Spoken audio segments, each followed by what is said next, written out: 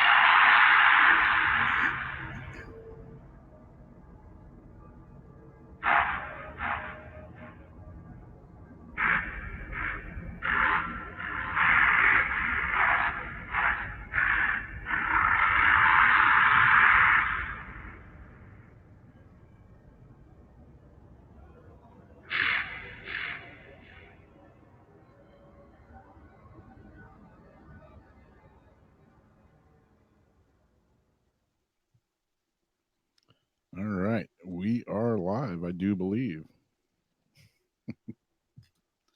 Everybody here is okay? Yep. Cool, cool. Yeah, for anybody watching on Facebook, um, or on YouTube, I should say, we are live right now on Facebook as well on the Weird Wednesday show page. So I've been running it on my personal page, but we switched it over to the show page now. So hopefully you're there. Got a few people in the Yes. room. Got Meg and Julia is there. You know her. You know Phil, huh, Julia? Lori, she's in there somewhere.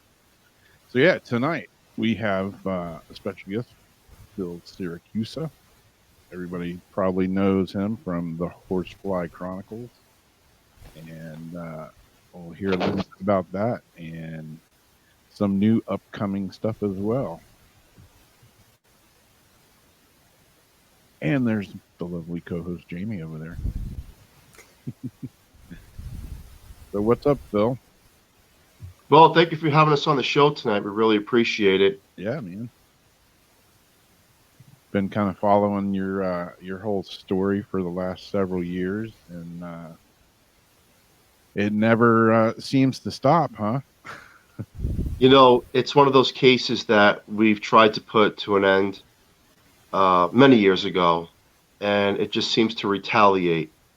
So it comes back, you know. And you know what we teach the world now is that entities do exist. We've tried every religion, Wiccan, shaman. We've tried multiple religions to try to remove it, you know. And unfortunately, we respect all religion, of course, and it all backfired on us multiple times where it kind of gets pissed off, you know, the entity. Yeah, yeah. It can be kind of frustrating when you try everything, that everybody tells you, "Oh, this will work, that'll work," this and nothing works. It's got to be kind of nerve It wracking. seems like it's just getting more and more powerful. How Yeah, many it. years? So June will be 10 years that we're living here. And you know how this works is that when we first moved here, it was quiet. It's an estate neighborhood, nothing, you know. You're excited to move into your new home with your family. And one of the first occurrences, my kid would say the toys are going off in the basement, and working long hours. I didn't want to hear that. I just try to dismiss it.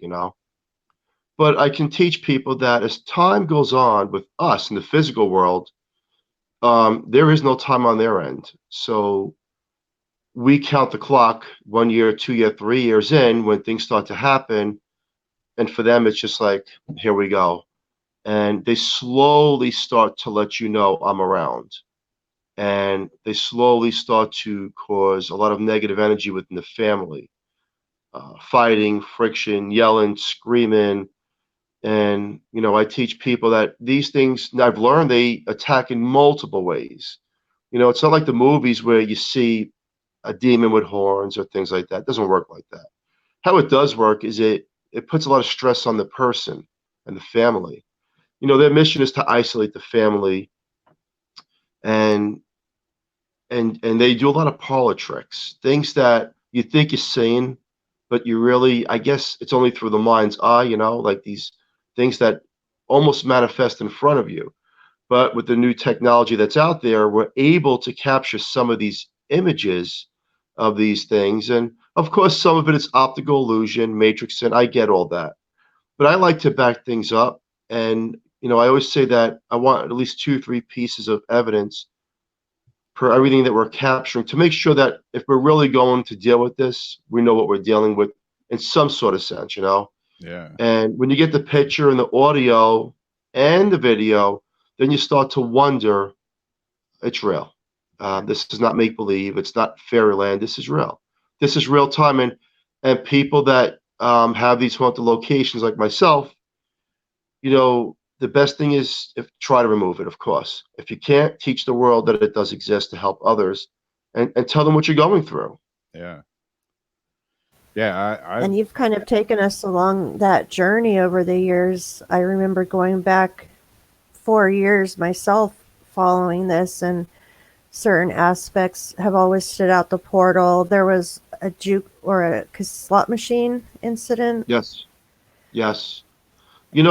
I've taken a lot of heat. A lot of people said it's fake, it's make believe, and all this stuff. And the only way I was able to prove any of this is to have paranormal people come here, investigators, psychics, mediums, and some of the best names. And I says to people, after we're getting this evidence, is everybody wrong? Or are we telling the truth here that this does exist? Yeah. And we've done just that. And now here we are 10 years later, and people say, well, can you still get rid of it? The answer is no.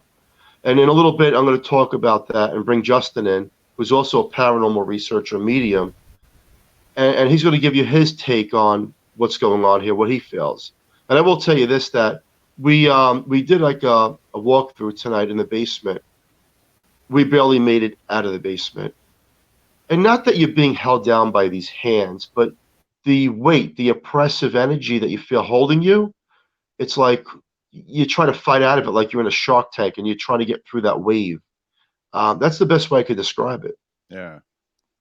Yeah. I mean, Jamie and me are both, paranormal investigators, and I've had something earlier this year for probably 3 months or so that, I felt was attached to me and like just making me like depressed and just, man, I was just going through hell.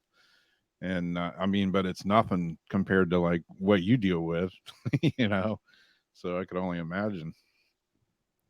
But yeah, I know that feeling that you're describing. I've been in places just in the last day or two, where you just feel it. It's just like a weight on you. You feel it, right? Yeah. Yeah. Isn't it interesting how that works? And you think like, well, maybe it's me. I'm just tired and sluggish. Yeah. Right. That's Yeah. the first thing you say to yourself is, I'm tired. Maybe it's just I'm losing energy. But the truth really is, when like a person like yourself and everybody else to share your story, it's real. Yeah. You are being held down. You are. It's true. That weight is on you. It's not make believe. At that point, and tonight, ironically, before that started to happen, I start to see. I don't see dead people, but I see the shadows, very fast, misty shadows. That's what I see. Yeah. And they're very quick, and they come out sometimes during investigations, tampering into their rooms, their domain. Some of the rooms are locked here, and they let you know, hey, don't mess with me. Do you see them straight on, or is it peripheral more? Both.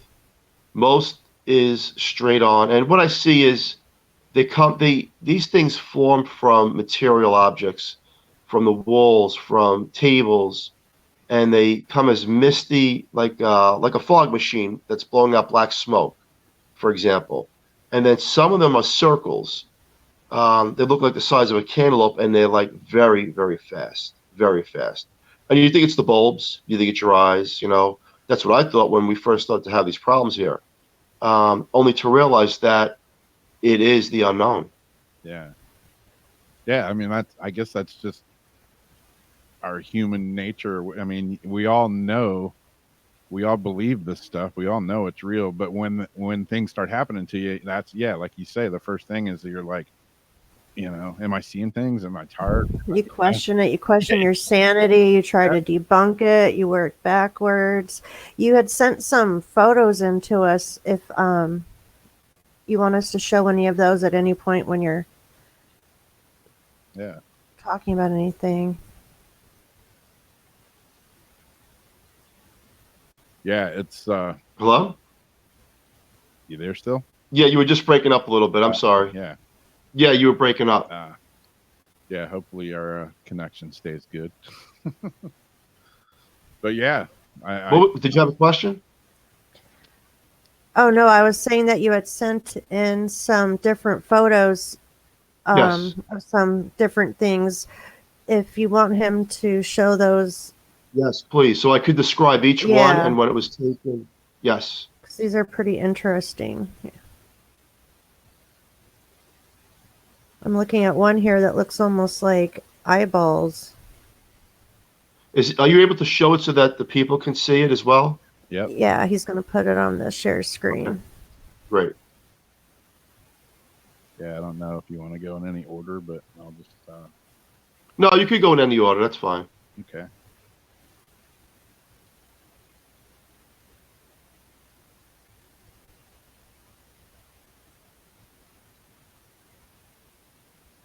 Okay. So what we're looking at there is a picture, what I would say is a boy, on the banister on the top floor, taken about 3 years ago. And the banisters are very, very narrow, so you can't fit a child in there. So what this thing is able to do, now it does look like a boy, but in other pictures, it's something else. It's able to shapeshift and make believe that it's something that you want to recognize that is innocent. Yeah. Yeah, I mean, looks like a head right there, kind of shoulders and arm. Yes. Yeah. Do you see it? Oh yeah, yeah. I can see it. I see facial expressions even. I couldn't make out the facial expressions. I can see the eyes, and it almost looks like it's smiling, like. Yep.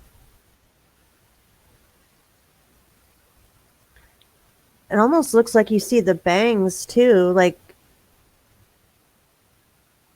Yeah, like right in here. Because you can't see the back, I can't tell if it's a little boy or little girl, but.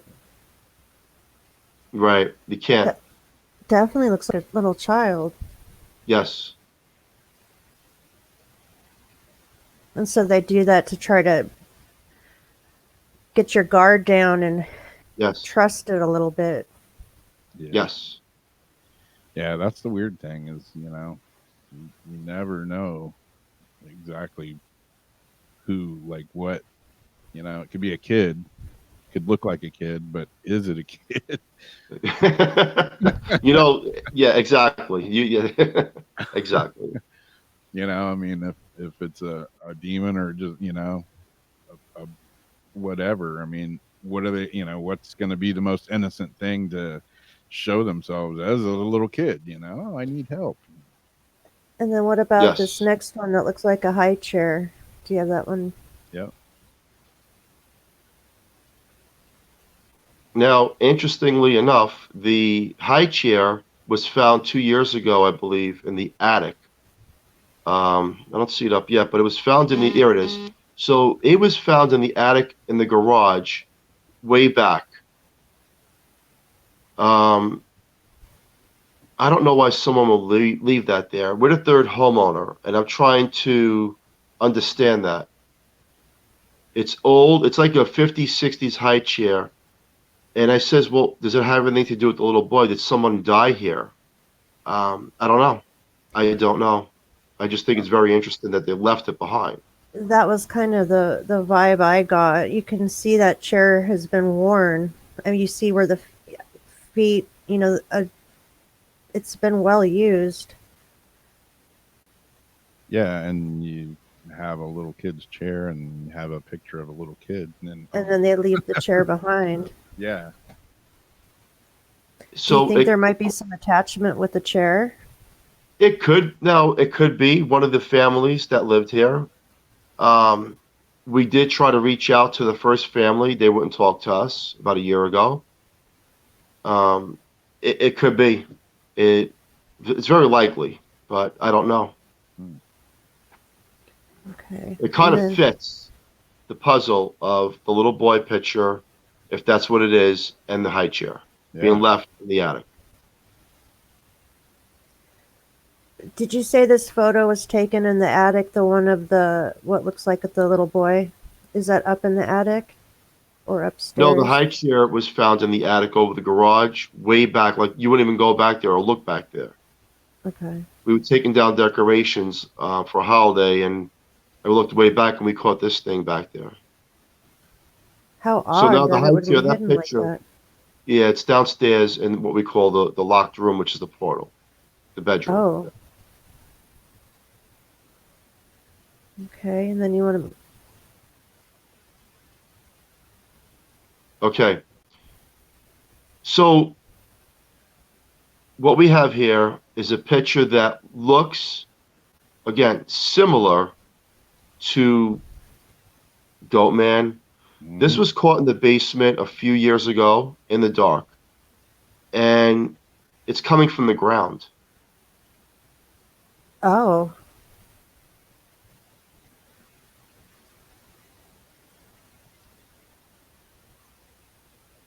So are you just snapping randomly in the dark and you saw that?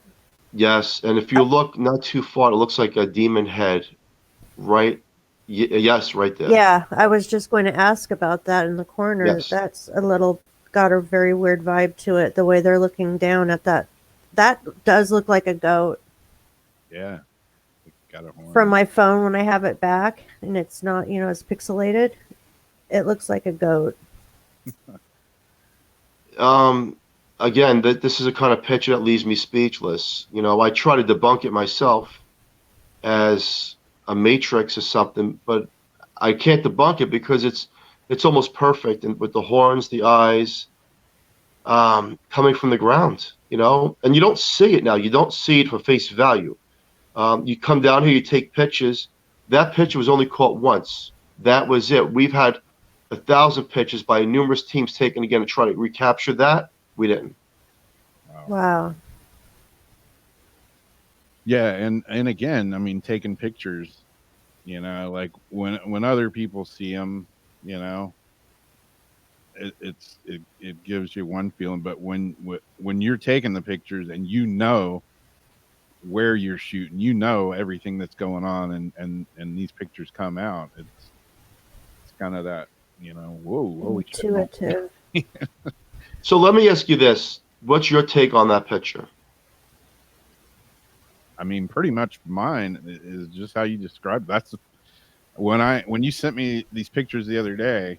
That's what I saw when I first looked at the picture. It was pretty much exactly how you were describing it, and even this thing up here. Yes. It kind of looks like a head kind of sideways, kind of looking down at it. Yes. And yeah, it's definitely weird. To me, it looks like actually a couple different, like there's that double face coming down on the corner, but then outside the box, either like that was a fast movement of like the same, thing in motion, or it almost feels like there's a couple like looking down at almost like an offering, or like it's, I don't know, I just get a really weird vibe from that. Like there's Yes. something behind this other thing, and they're either behind it or offering it or guarding it or just with it. Yeah. It Creepy. does not I mean, give the warm fuzzies. Yeah, it's definitely not one of those. Oh, that's kind of yeah, no, that's creepy as hell, man. yeah, it's not something that I go to bed at night thinking, oh, it's okay. Yeah, exactly. What I say to myself is, where did this thing come from? Yeah, And then we've got the other one, Rob, that the looks like the white.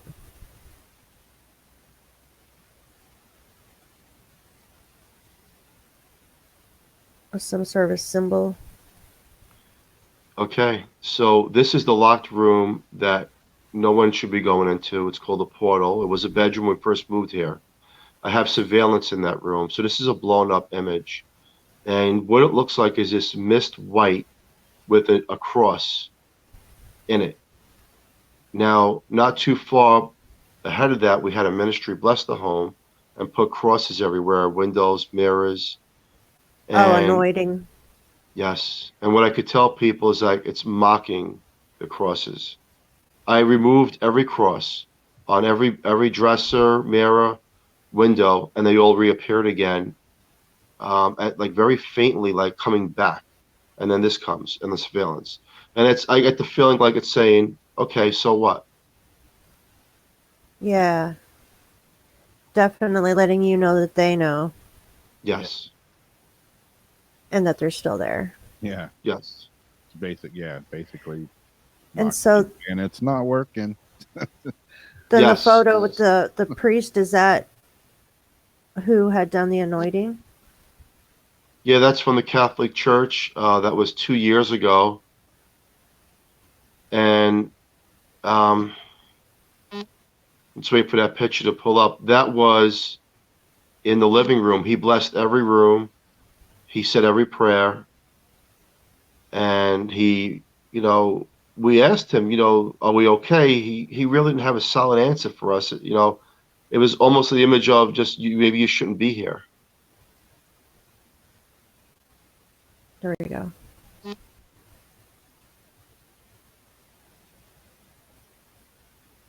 And what I've learned is it's not afraid of religion. It doesn't care. Wow. And you've had various people come through there. Nothing's been able to even Deacon, shake it. reverend, ministry, priest, high priestess, shaman. We've had it all to try different things, different methods. It only backfires on everybody, Wow. including myself and my family. And does it feel like it gets stronger after each Oh, yes. occurrence? Yeah. It's just Most gaining more and definitely. more. Yes. And then I think there's another photo that looks almost like some eyes in the dark. Yeah.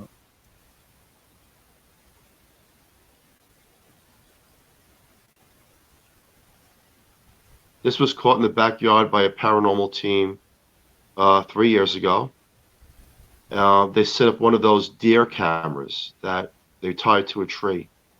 And this is what they sent me back. And they're like, we can't make this thing out. I can't even make it out. Can you?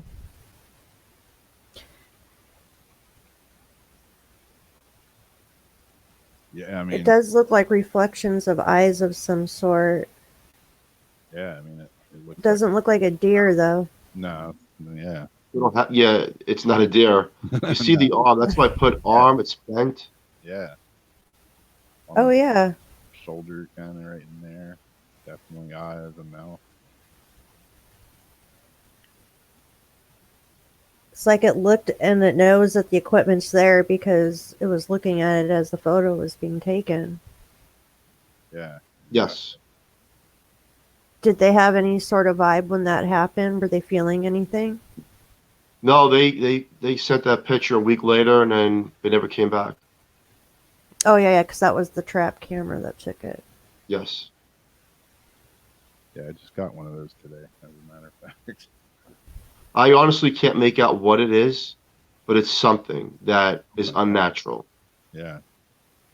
Yeah, I don't think it's any sort of normal wildlife, you know. Almost kind of something down here too that can't really tell.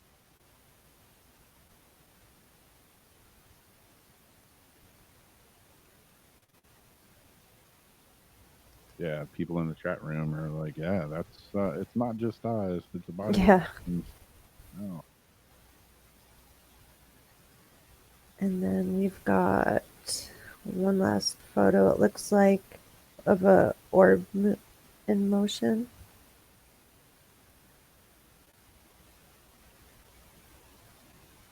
And then we're getting close to break. And then when we come back,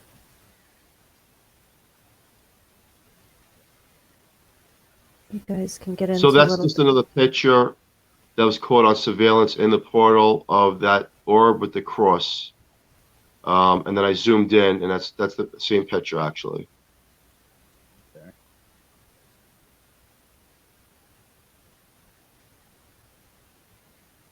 So when was this house built originally? So the house was built in 1996. By the looks of it and the neighborhood, you would never think anything of it.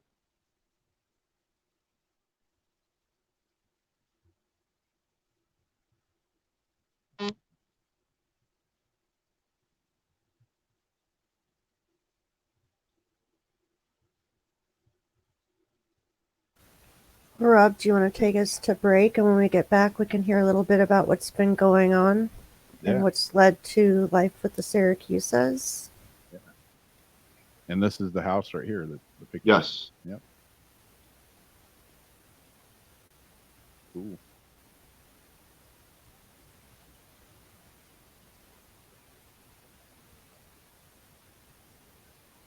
Cool. Yeah. When just break for just a minute or so here and come back and we'll find out what's going to be the next level with the Syracusas.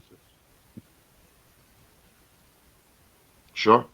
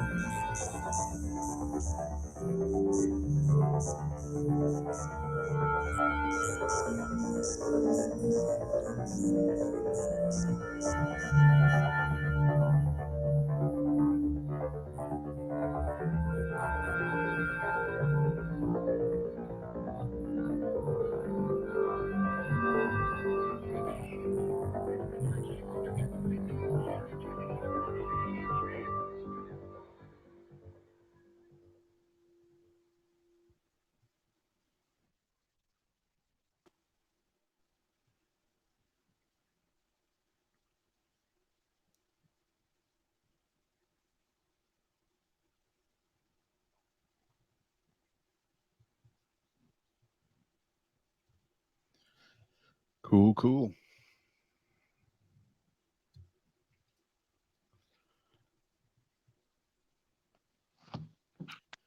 So what's going to be the next level?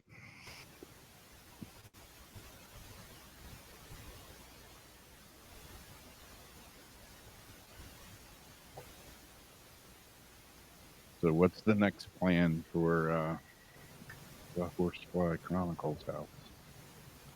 Okay, so I'd like to introduce Justin Richards, who was referred to us by Lori A. Ramsey, very well-known psychic medium.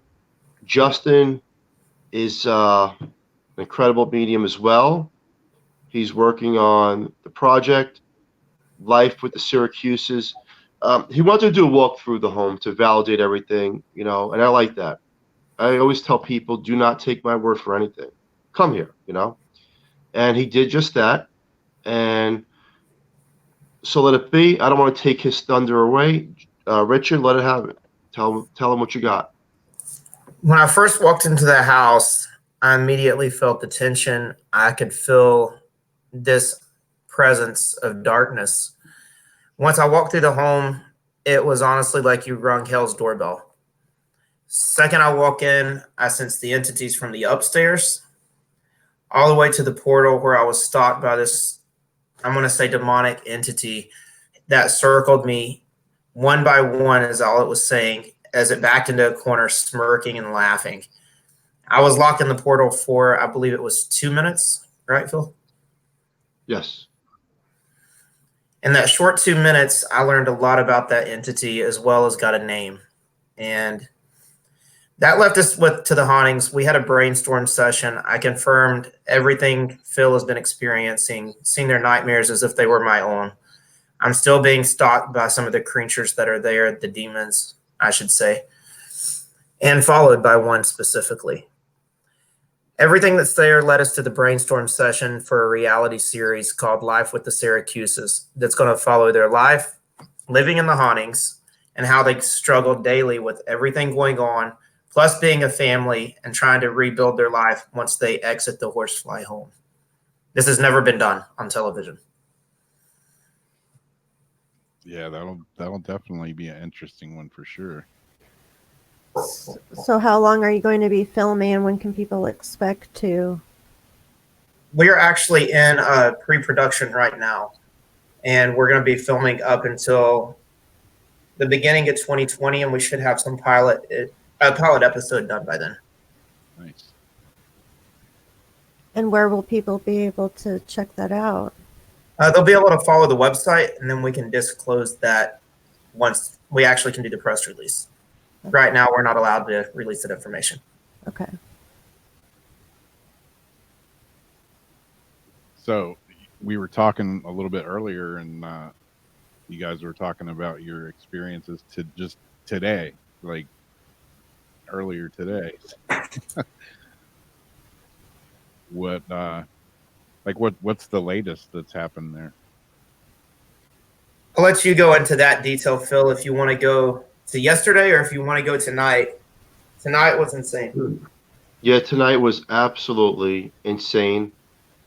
You know, here's a misconception is that people think that you have to open up a paranormal investigation in a haunted home to get a response. And the answer is no, you don't. Tonight we walked into a trap, excuse me, a bee's nest, unexpectedly, just by filming an episode here.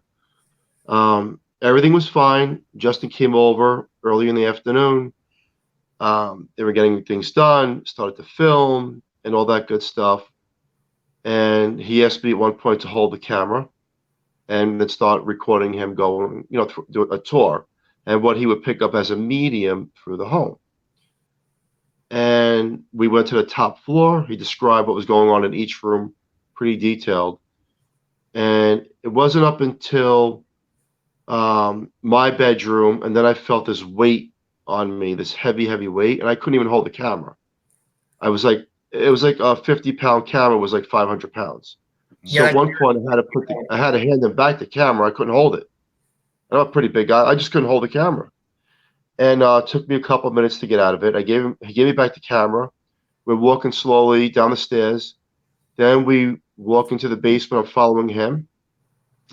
I unlocked the portal with him, and I'm recording him going into the portal, which is the locked room, deadbolted, that no one should go in. And that's when we stirred everything up unexpectedly. And what I felt was I couldn't even breathe at some point. I felt like I was being held down. And you don't feel hands and nothing like that. Again, like I said earlier in the show, you feel this. It's like you're at the bottom of a pool and you're trying to get up, but you can't get up out of the water type of thing. And it was bad. It was really bad. And I thought, well, maybe it's just my mind. And then on the walls, I see these shadows, these misty shadows, but there was numerous amounts of shadows. And some of them were misty, some of them were just circles going very fast, right in front of Justin, behind him on the walls. And I'm just trying to figure it out. Like I'm trying to understand this. My equilibrium bounces off. I'm getting dizzy. And at the same time, he's being affected. And it's like you're walking into a bee's nest, unexpectedly step on it. And you take it from there at that point, Justin. Yeah, once it started happening, we stood there for a few minutes and I was connecting to the entities that were there. And I barely could keep my balance. Phil was losing his as well. And we just kept feeling like we were being circled. And I eventually got to the point, I normally don't do this. I told Phil, and you can ask him, I'll stay in the portal. I'll go anywhere else. I usually don't just say leave. I told him we're not welcome here. They don't want us here. Now we got to go. Yes. I actually made us leave because it was getting so intense. If we'd have stayed, I think somebody would have had to take us both out on stretchers. Wow. I agree. Do you think it was a setup? Like they knew what you guys were planning, and so they 100%. used that opportunity? 100%. Yeah, so if we just backtrack a little bit, Justin, tell them what happened to your eye about 40 minutes prior to that. We were reviewing evidence, sitting just at the dining room table, going over evidence and some of our production notes for the series. And something actually went like this to my eye. I felt it do like this. And it was red. It was bloodshot. Everything happened. That was 40 minutes prior to us doing the walkthrough. Yeah. So I'm being physically attacked by this entity. And while you all were doing the interview, something was actually setting my car alarm off numerous times. Nothing would turn it off. Yeah, I saw your little side thing there, and I was thinking, uh-oh. Yeah, that's got some significance. Yeah, it's I remember seeing, I think it was when Carissa Fleck was at your house, and I think it was like a live thing that you were doing. And I remember you, Phil, I was watching it and you were sitting at a table, and I can't remember if you were in the portal or just outside of it, but it was really strange. And that one little thing has like stuck with me ever since I saw it. You seem to kind of change a bit. And that's true. Yeah. They they change you. You know, this haunting is not a poltergeist. You don't see things flying around. My walls don't bleed. Pictures don't fall. This is not what this is about. This is the best way I could describe it is that they take you over and you're the puppet. And that's the way I could describe this. It's like we're like the shell for them in a sort of sense. It's really complicated, but you know, I've had multiple people here throughout the years, over 50 paranormal teams itself, and majority of mediums that stayed in that portal, whether it was 20 minutes, an hour, whatever it was, their face starts to change in a way where the eyes get dark and they look like stone, like they look very, very evil until you get them out of it. It's scary. It's as if the demon is saying, okay, I could take any one of you over at any time. Let me show you.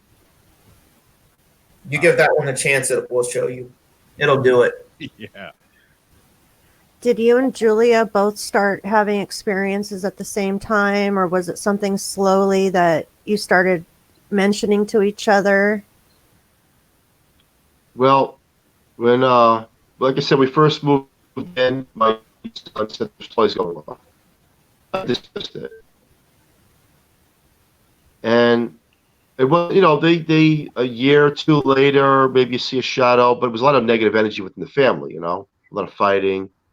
And I thought it was this picture in the living room. I took the picture out and I broke it out in the backyard, just thinking it was a picture that had a bad attachment. But I always says to my wife that there was something wrong with the house. The energy felt different here. You know, before we lived here, the other home, it was perfect. There was not one ghostly incident, not one. It was, everything was perfect. Life was perfect. And it wasn't up until 2013, I get up 5 in the morning to go to work and I see this shadow, this cantaloupe-sized shadow in my kitchen. I guess I think it's the bulbs, you know, but it's really fast. And that's when I started to say, I think we got a problem here myself. It started then. It started to learn my family, learn me, and then once it learns us, it knows how to manipulate us in a sort of sense and play with us in malevolent ways. And I remember, you know, Horsefly, again, a lot of people, it's fake. And I call people and say, well, just come down, right? So I had non-believers as friends. Some of them didn't believe in anything with paranormal, and I like that. But when they got involved with me, and I was telling them things, they would just call me up in the middle of the night and say, there's something wrong at my house. I see a shadow, or I'm being circled by a black or horsefly. And I would laugh and say, you're just making it up. And when I started to write the first book to tell my life story, the Horsefly Chronicles, the editor, who lives in another part of Pennsylvania, would say that she's getting spooked in her home. And this is my son's school teacher. There's things in her house that are shutting doors, and I try to dismiss it. But she, after the whole book, pretty much she wanted out. She was scared. And I'm saying to myself, this is really happening, isn't it? And that's what it does. It plays each person like a pawn. And the next person that got involved, it utilized them. They were a pawn. And so it goes down the chain. It's interesting, it's fascinating, and it's scary at the same time, that it's real. Exactly. Does it, like, between you and your wife and kids, I mean, does it, like, how does it affect your kids and stuff? Well, my 9-year-old, he won't sleep in his room anymore for the last few years. He got slapped in his face. He got slapped in his face. Wow. And, you know, Justin, you were in my kid's bedroom. You tell us. That room, the entity I connected to in the room, severely dangerous. It's looking for a host. Nobody should sleep in that room, especially a child, because it's waiting for that one moment when it can take someone over.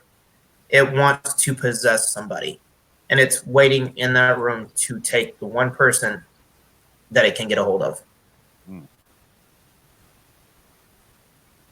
Yeah, that's I mean, like when you, I'm a skeptic, you know. I'm an investigator, but there's part of me that's a skeptic. But when things happen that you're right away, you're questioning yourself, you know. But when you get to a point where you just can't deny what you just saw, I mean, it's I You just find have to myself, start yeah, I find myself learning to always, live with it. yeah, I find myself always, as long as I've been doing this, I'm like, did I really hear that? I'm still saying that like every time, you know. As an investigator, you have to still stay somewhat skeptical. Yeah, Yes. yeah. Yes. But like, you know, Phil's saying, you know, hey, somebody says, oh, it's fake, whatever. Hey, come here and see for yourself. I mean, you can't argue with that.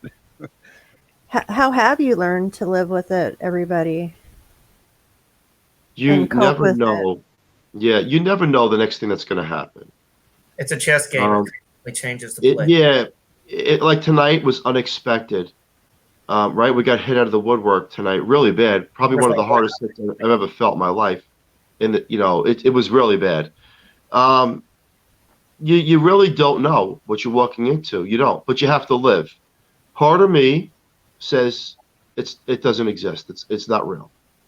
And I have to keep part of that mindset because if I'm going to keep my mental sanity, then I have to do that. And my family has to do that. And then the other part of me says, okay, let's try to deal with what we're living with as long as we can. Um, that's the best way I could describe it, of how do you live with it. And, negative entities, it's not just what they look like. It's not just the voices we capture off EVPs. It's what they do to medically. It affects you medically. You get sick. You get all these different conditions. Your finances go down. The Your heart. family function. You're isolated. There's a number of things that happen They during the have course to attack. of being attacked. It's not just I'm going to scratch you. No, it's everything: medical, financial, the health wise, the isolation with family, friends. It's everything. And once it has you, it wants to break you. That's what its mission is, to break you. So, do you ever see leaving the property? And if you do you worry that it wouldn't make a difference anyway, that it's still going to follow you the way it's followed other people? No, I truly believe, well, I do believe that there'll always be some sort of an attachment, but I believe 1,000,000% that whatever was here was here. It's here. It does not, it's part of this land, not the house, the land. And it comes straight up through the ground. That's what I believe. Okay. And when I we think that's- move, if we won't move around here, we'll move a distance from here. Yeah. Have you ever like researched? I mean, I'm sure you have, but as far as what was on that land before houses were built there or anything? So the house is built on a ley line, the property, I should say, right? There's a ley line that runs through this Yes. part of Pennsylvania. And they did the research. I did have researches back in the day, and the Iroquois Indians lost the battle here. And there was a lot of bloodshed in Easton Forks, Delaware. Now, whether or not that has anything to do with this, some of the psychics claim that these are false face masks that they used to use to get their rivals away, and that's what we're seeing in these images. So getting back to the show, when it starts, how many episodes are you planning for that? Right now, we're actually slated to shoot 9 episodes. Cool. So we're going into the 9-episode run right now. So Yeah, it'll be definitely be one I'll tune into for sure. yeah, it's definitely different than anything else that's been on television. This is 100% real. It's following the family, but also the hauntings as well, and how a family lives and struggles with that. Yeah, and I mean, like you're saying, Phil. I mean, it's you deal with it every day. I mean, that's you. It's there. That's what you do. You deal with it. But I think it's cool that you you bring in the point that you're showing other people how to deal with it. I mean, making the best of, of a bad situation per se. But yeah, I mean, I know there's other people that have, similar things that they deal with. And some people just freak out. Um, I had a lady that is here in the town that I was in, and she had some really weird things going on in her house, and had several priests in there, and she got a hold of us and wanted us to come over there. And I'm thinking at this point, after I heard everything, I'm like a little over my head in this one, and she bailed. She just left. She walked out of the house and never has gone back in, as far as I know. What I've always liked about this case, though, is that you do have people come and stay for periods of time, that people don't just come in for a few hours, turn on the light, turn it off, leave, and, give their opinion on this or that. I've always appreciated how you have people come and live your life, live with you alongside of it, and invite the skeptics to come down. I've seen several times you put it out there. You don't believe it? Well, come on down. And so I'm looking forward to going along, further along this journey and seeing what life with the Siracusas really is about. Yeah, it's going to help a lot. I believe that this reality show is going to help people that are dealing with similar things that we deal with, hopefully not on this level, that how you cope with it, how you go to work, how your kids go to school, how you live your normal daily life functions. And, and then there's certain areas of the home, of course, that we don't want to go to, and it's going to be an interesting twist because it's real. There's nothing scripted. It's real. What you see is what you get, period. Nothing happens. It's real. It's real. Yeah, it's like we were saying earlier too. It's when you have people come and stay there. We've all done investigations where you're there for 2 hours, 4 hours. You spend the night there or whatever, but you don't really get the full gist of it just in a few hours. When people come and stay with you for a few days or a week or 2 weeks or whatever, I mean that's when it really gets real, I think. Yeah, the more time I spend in the house, the more severe they start coming at you. Yeah, it's definitely one way that you get the full brunt of it by living it for a period of time, for sure. And that's what I want everybody to know as well as Phil. This haunting is extremely dangerous. It's 100% real. I back all the claims myself with what I've witnessed.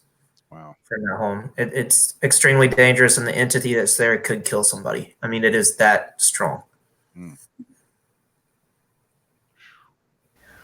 Well, as always, it's been wonderful getting to sit and talk with you. We're going to move on to our Ghost Box sessions. You guys are welcome to stay around for that if you'd like, or if you've got anything else that you'd like to say, any information, any websites you'd like to get out. Yeah, we've got the official Facebooks. We can have the links posted after the show. The other websites will be up, so you can follow Life with Siracusas and also the Horsefly Chronicles. All those links we can post up after that. Perfect. And we'll share those out on our groups and our pages too. Definitely. Well, thank you so much. Thank you for having us on. We really appreciate it. Good luck with your new show. And we'll come back in the future and give you some updates. But again, everyone, follow Life with the Siracusas. We're coming at you 2020. We're going to show you how we live. Great. Yeah, it's Awesome. going to be amazing. Hopefully, Thank you. Nice meeting you. Get to meet you guys. Have a great night. See you next time. Thank you. Bye. Bye.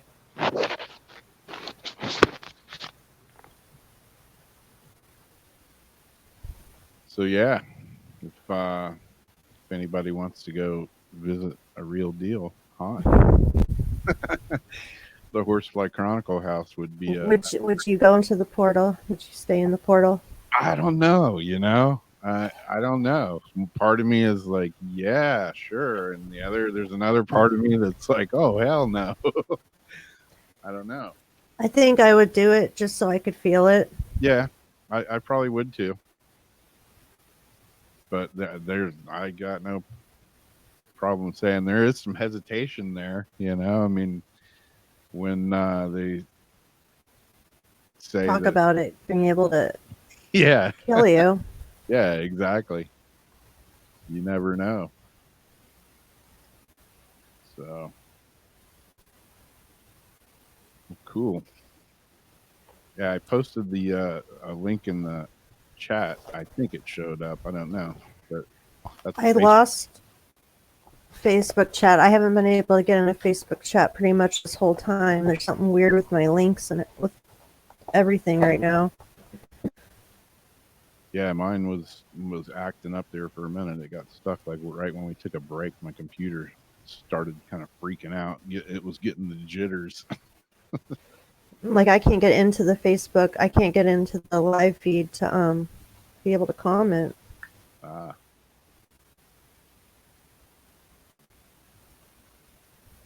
Well, until we go to the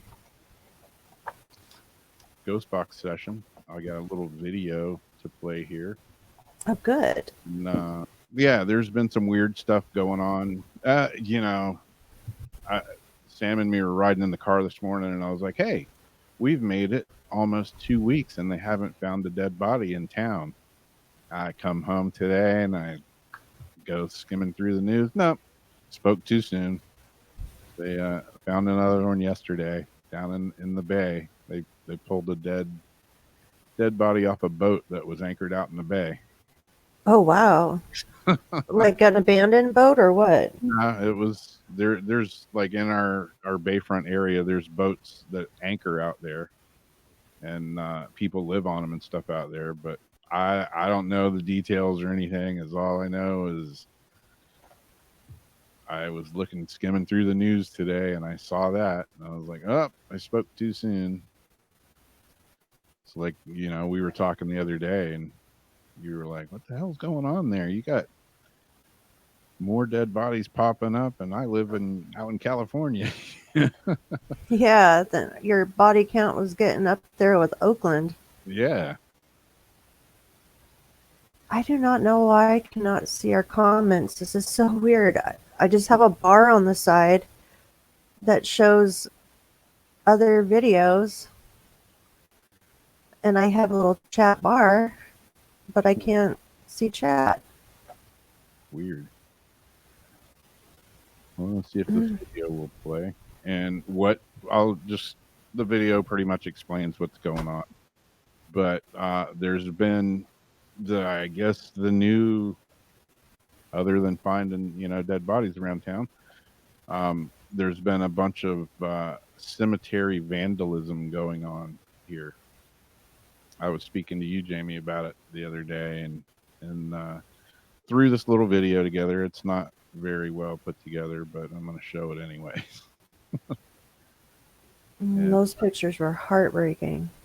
Yeah, there's a bunch more, and it says it in the video. There's 3 levels of hell to what's going on here, so you guys can check this out, and you'll see what I mean by the end of the video. So to start this video out, usually I have fun doing these. This one is kind of disturbing to me. Been on a little bit of a roller coaster from sadness to anger to sadness to anger to anger and sadness at the same time to anger. Anyway, the other day, as many of you know that have followed my ramblings and stories, I frequent cemeteries quite a bit. Me and my friend Sam always end up going to the cemetery right down the road from where we live here. And the other day she came in and was all upset and freaking out and was like, look at this, and showed me her phone, and there was pictures of a monument headstone like thing, pretty good size thing, down at the cemetery that we go to, the Pinehurst and San Sebastian cemeteries, I should say. It's 2 of them. Anyway, this monument had fallen over, So we were thinking. She was like, I looked at it. First, I thought maybe it got hit by lightning. Maybe this, maybe that, maybe, you know.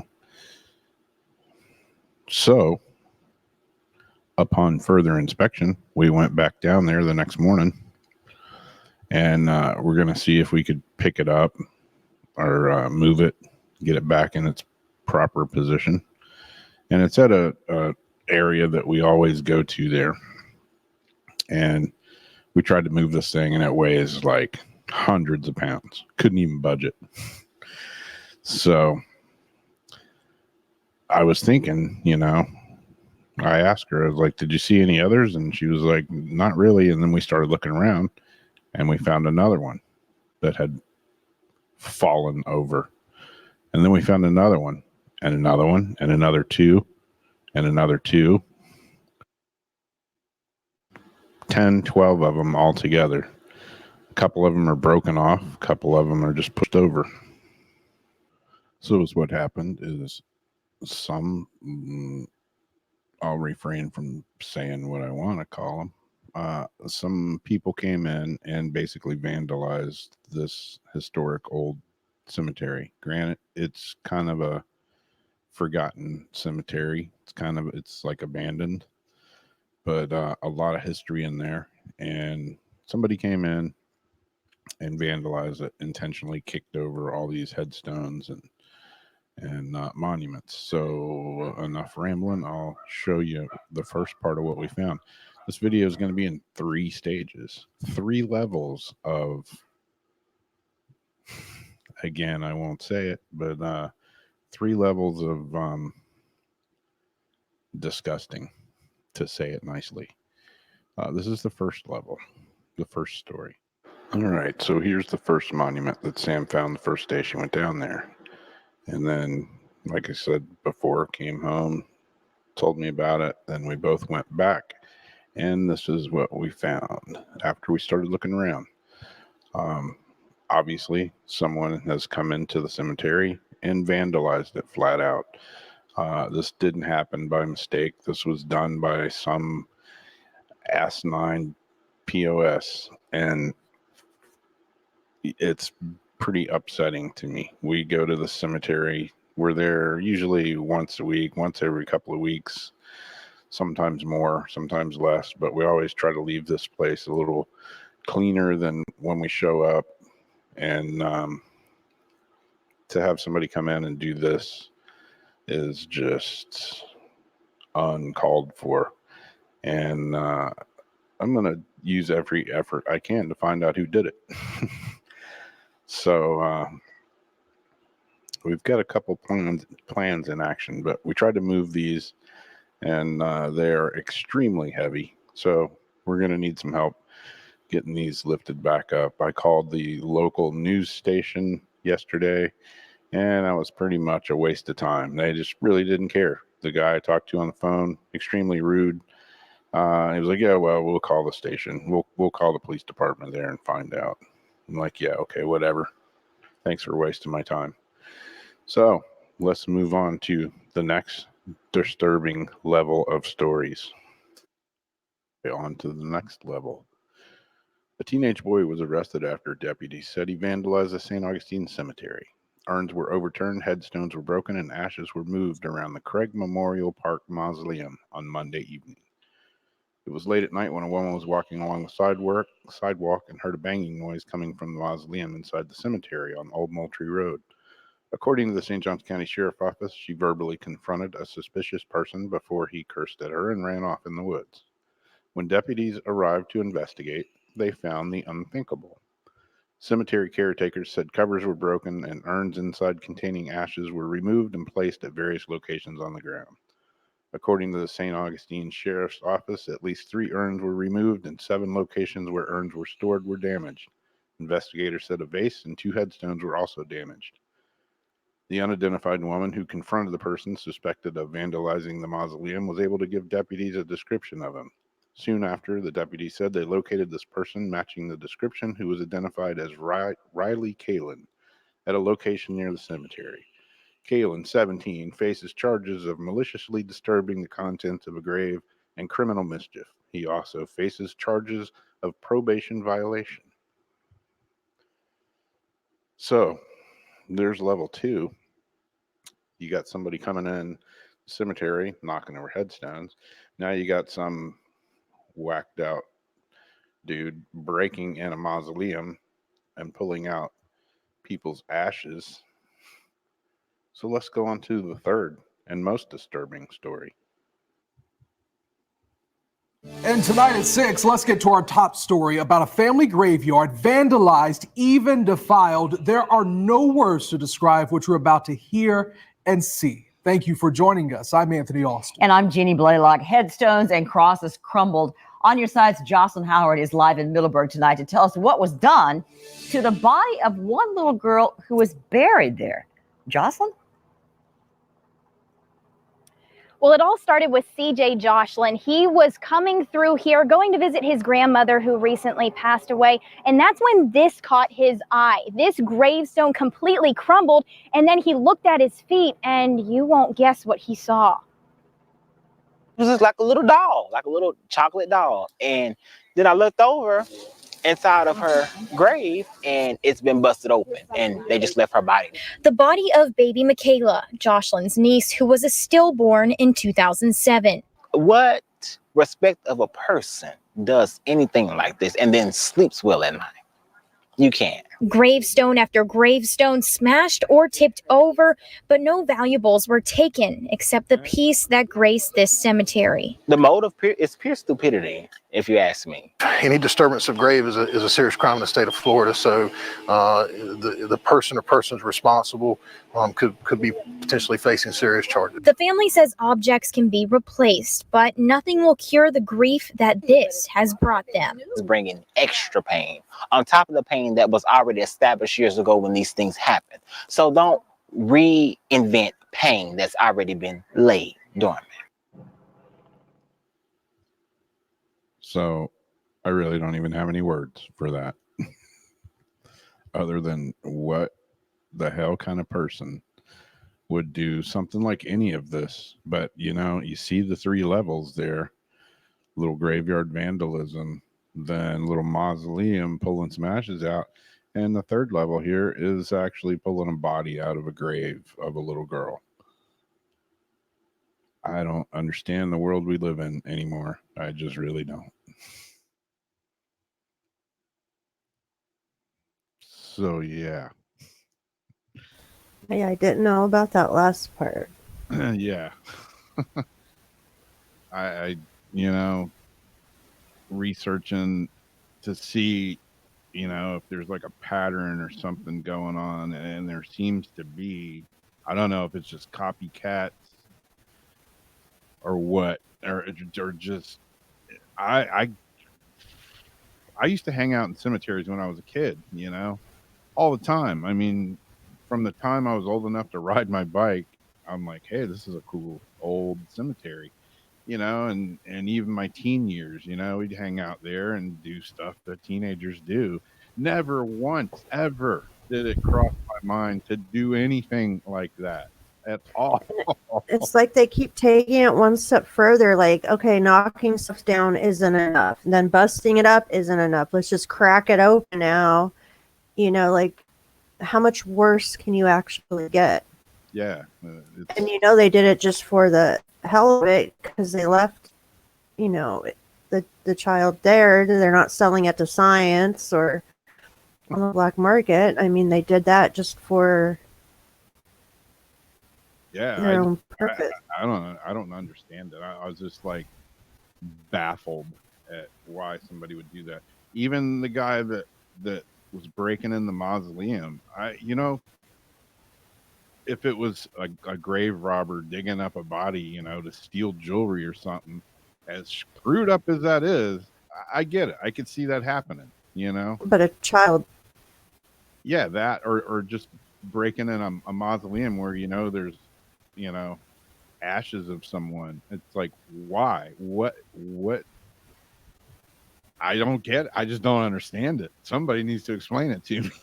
I just don't get it. well, karma will definitely, like Rose says, come back for him. Yeah. I mean, And there's a Dig special up, place in hell for. yeah, digging up a body of a little baby girl like that. That's just direct deposit straight to hell. Do not pass go. Just like you're just right straight to the fiery pits. I don't know. Baffling to me. Oh Yeah. my goodness! I just got into chat. Ah. You were getting in YouTube, but not Facebook? Yeah, the video just would not open. Yeah. Just kept opening into this Facebook Watch thing. Yeah, Rose, I agree. I mean, when I went to the cemetery the other day, like I said in the video, that's the one where my friend Sam and me we go there at least once a week, usually, sometimes more. At the very least once every 2 weeks. We're always there, and we always go in and pick up trash. There's ghost tours that go in there at night, and I know none of the ghost tours that go in there, they wouldn't do anything like that. There's one tour that goes through there. The guy's a little crazy, but he wouldn't do anything like that. So I know it's not them. But yeah, it was just on that first level of just vandalism to headstones and stuff. I mean, it's kind of an abandoned cemetery. There was a couple of markers there that were recently placed. The people had died, I think, in 2007. Those were knocked over, and I was just dumbfounded. I just walked around in there. I didn't even know what to say. And then I find out about the guy breaking in the mausoleum, and then let's kick it up another notch and find out about that third one there. I was just left completely speechless. I didn't even know, like when I started that video, I didn't even know what to say. I was just dumbfounded, baffled, bewildered. I can't.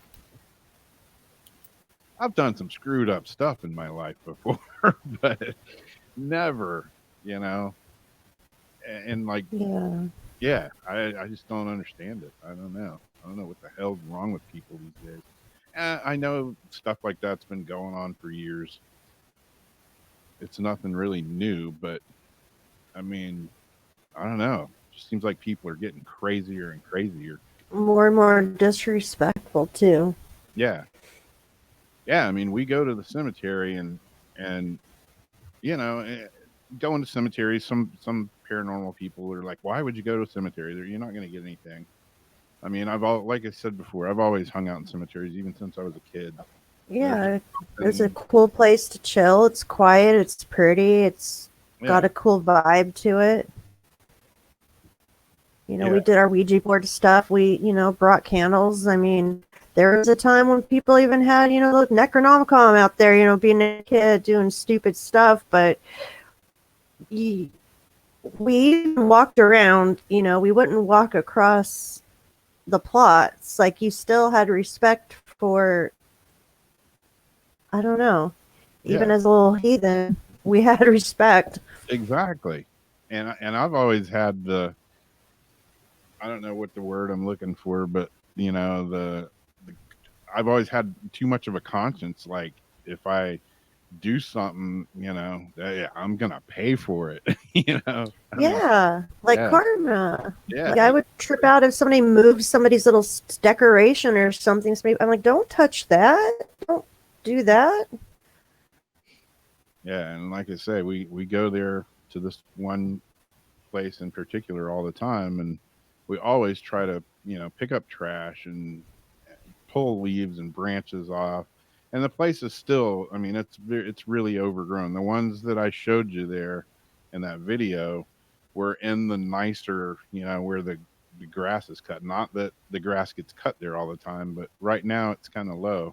There's places in the back where there's trees still down from the hurricanes a couple of years ago that are across gravestones, and it's a total wreck. But right across the fence, there's a fence at the very back of that graveyard. Right across the fence is Evergreen Cemetery, which most all of my family's buried in that cemetery. It's pristine. It's like a nice cemetery that you would go. It's well manicured, pretty. You get to that fence where the next cemetery is, and it's just a total. Why is that? This cemetery that we go to, like there's 4 cemeteries. They're all within a mile of my house. The San Sebastian and Pinehurst Cemetery, it's predominantly an Afro-American cemetery, and it's old. And the guy that originally owned it, the story I've gotten so far is that he died years and years ago, and it's just kind of been in limbo ever since. So nobody quite owns it, or somebody owns it. I'm not really sure claims it to take care of it. Exactly, yeah.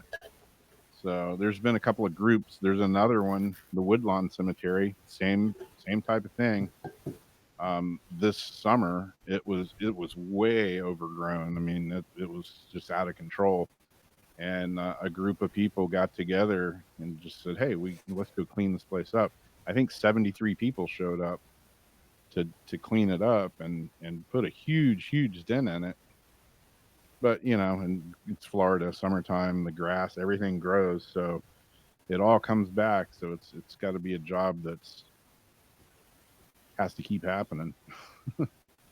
But yeah, for whatever reason, that seems to be the trending thing around town here lately, is to go screw up stuff in the graveyard and take it to a whole new level.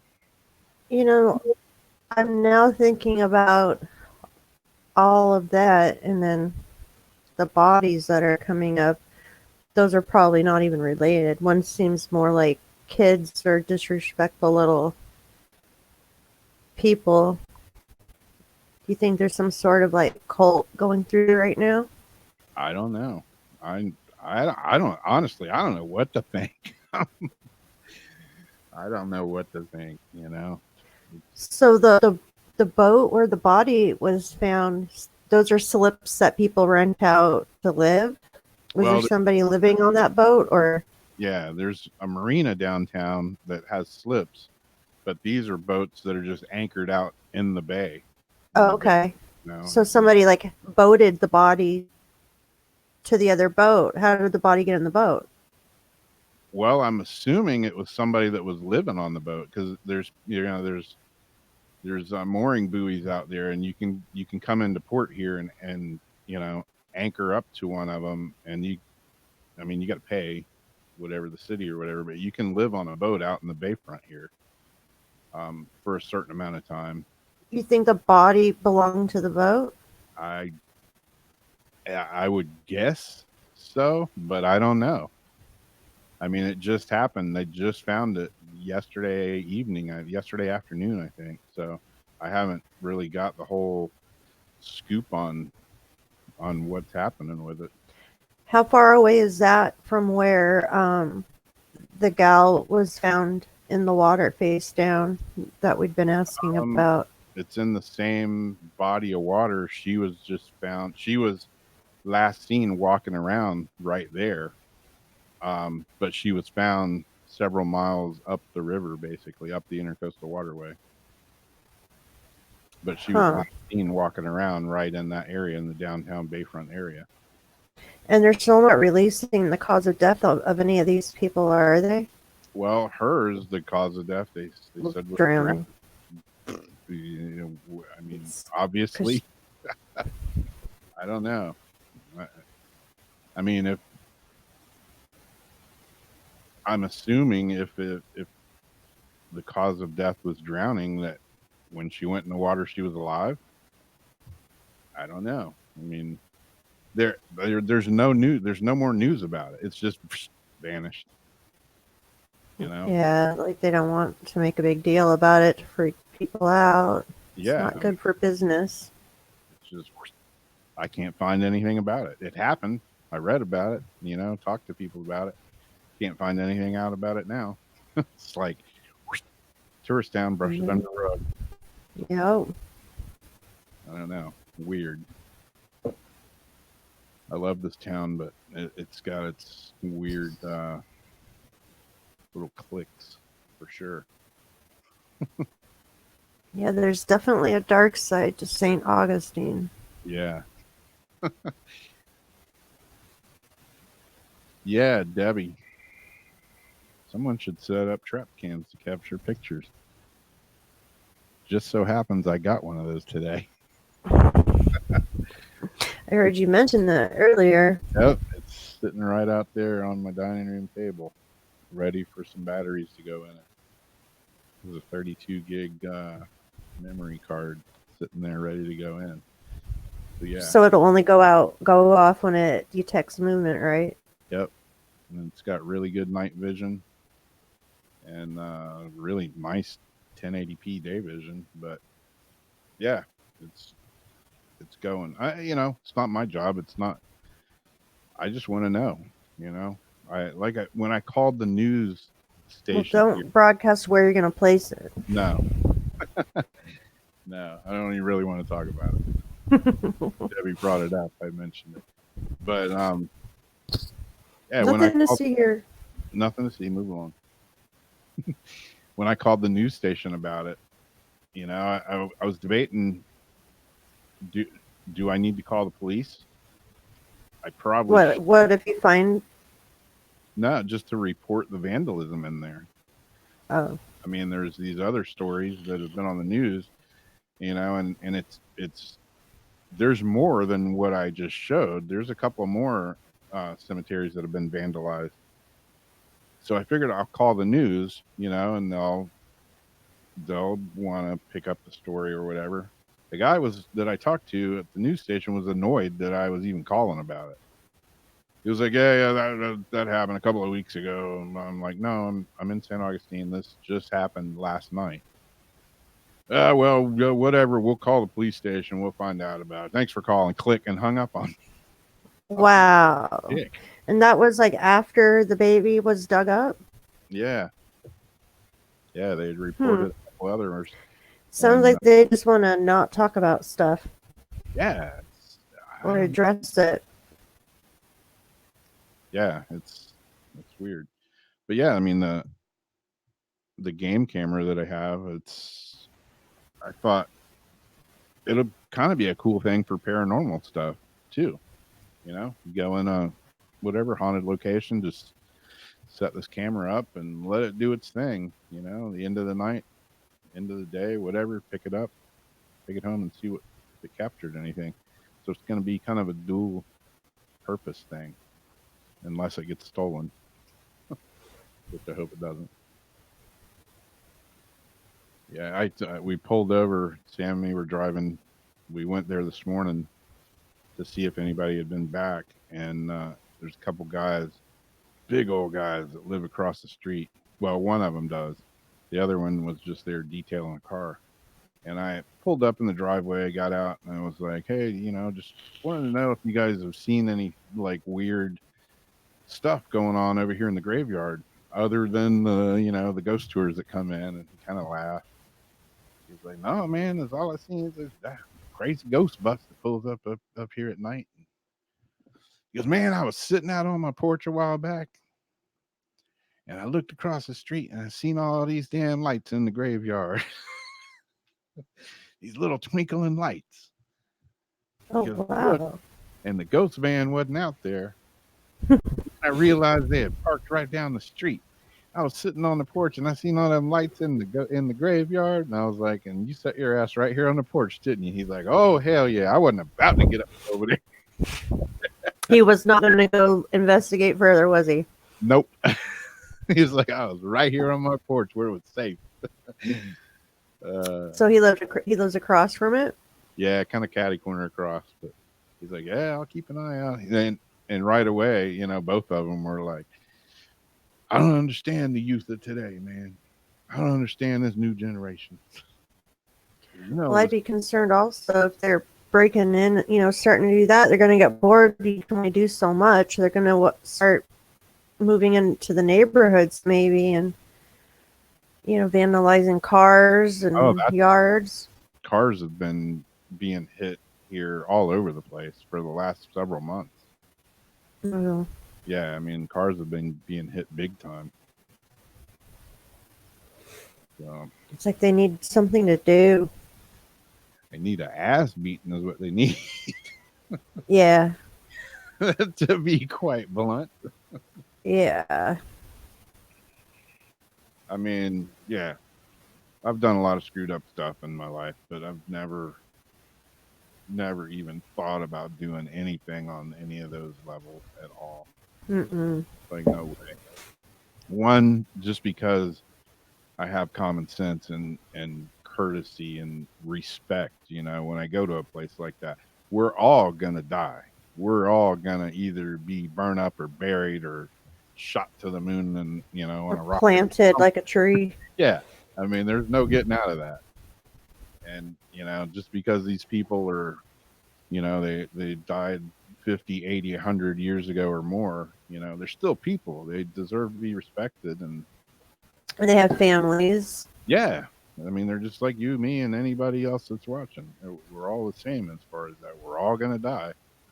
We're all going to be put somewhere. And I always think when that kind of stuff happens, like, don't these people think, how would they feel if that was their daughter, grandmother, mom, whatever, that's getting dug up? And That's the thing, they don't. they don't. Yeah, obviously they don't. They don't care. I don't. Yeah. I don't understand that way of thinking. But I'm waiting for the, face eaters and the zombies to come next. What the hell's going to happen next around here? You say face eaters? Yeah. Yeah, you remember that All story? the bath salt users? Yeah. Just Running gnaw on someone's face. on people's face. Yeah. Jerky. Face jerky. Well, cool. Speaking of, Well, we've got half an hour left here. You want to? yeah, we want to. This case has always intrigued me. I've even had dreams about it. I think I've mentioned that before on the Paranormal Soup Show, or maybe when we've just been chatting. I've had several reoccurring type of dreams about this place in particular. The Cecil Hotel, or Hotel Cecil.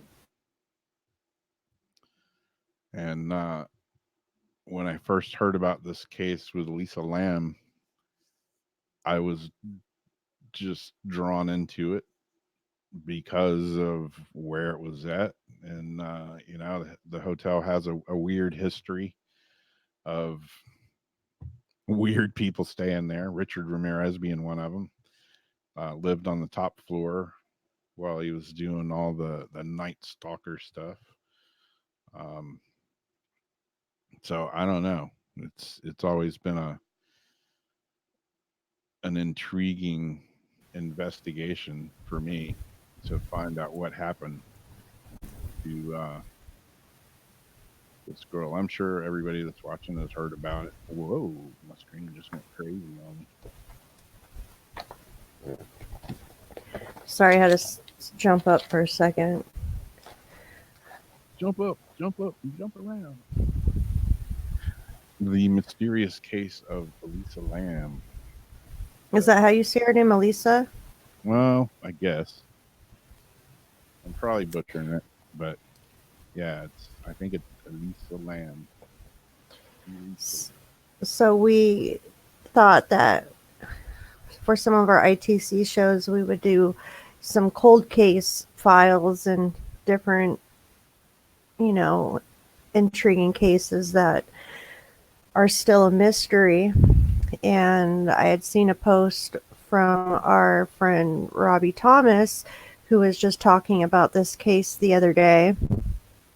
And people in his chat were talking about it, and we thought that would be an interesting one to try this experiment on. Yeah.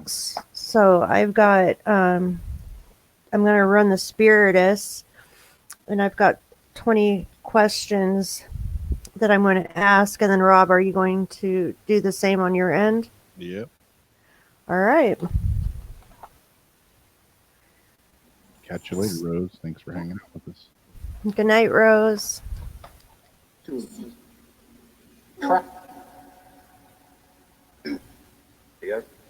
Okay, spirits, if you're here and you want to help us find out what happened to, how do you say her name? Alyssa? Alyssa Lamb. And that's her up on the picture here. Mm-hmm. And that's the water tanks where she was found. Thought I had already just heard something that I talked over. Can anybody tell us what happened to Alyssa?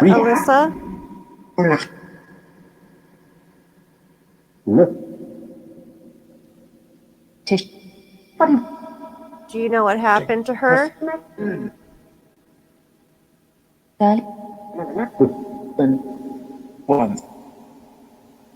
How did she end up in the water tank?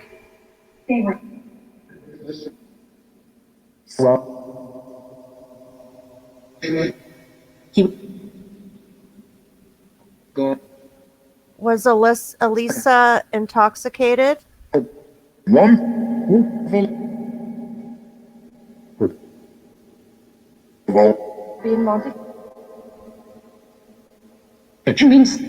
Sound like something body, like clean body.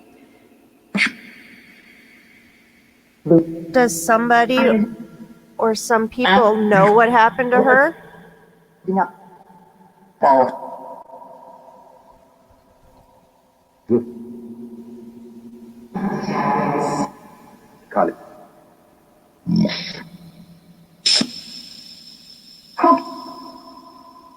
Who knows what happened to her? Dennis?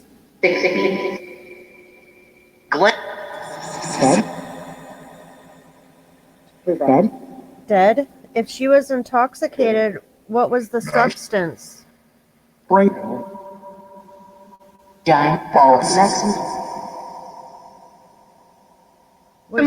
Was she taking any pills?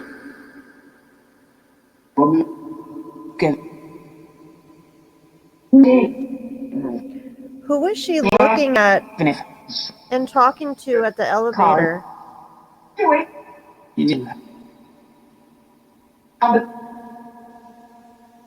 When the elevator door opened and she looked panicked, who was she talking to?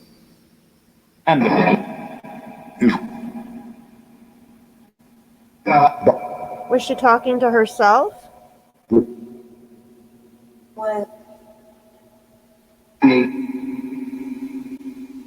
Or was somebody trying to get in the elevator after her?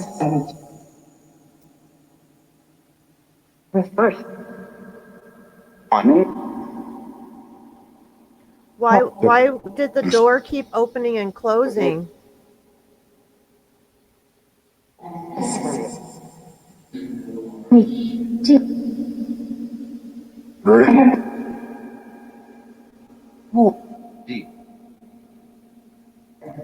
How did Alyssa die?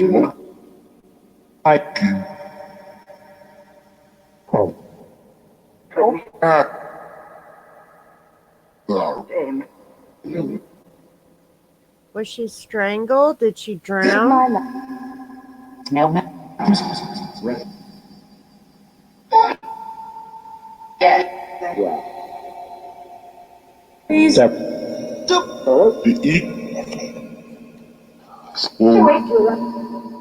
If foul play was involved, was it premeditated?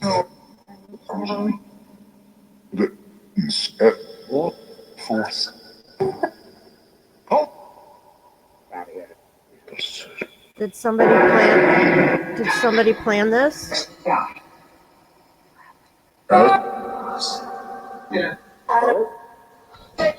If foul play was involved, does she know her killer? No.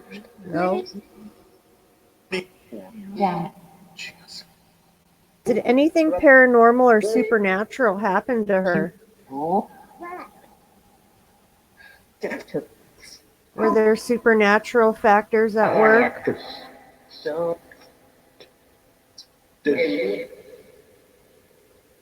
was it a human? Or actress.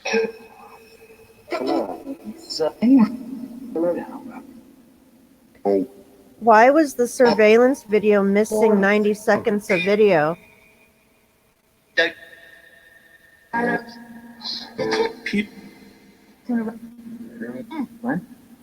What happened in those 90 seconds?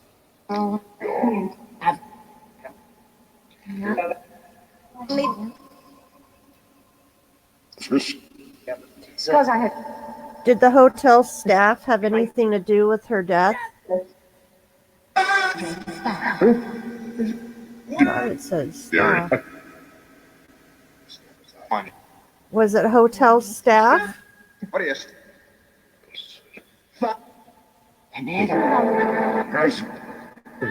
If it was a member of the hotel staff, do you know their name?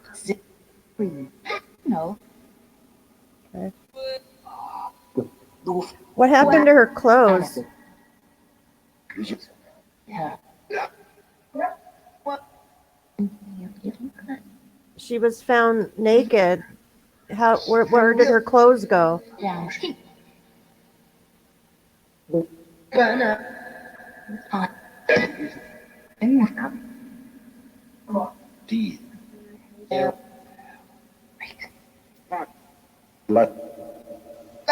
Blood? Was there blood on the clothes?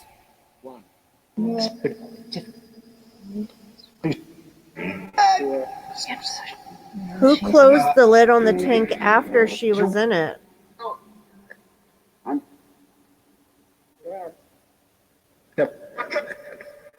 thought I heard maybe drown. I'm not sure. Who closed the lid on top of her? Down. Yeah. Snap. Did she get in on her own?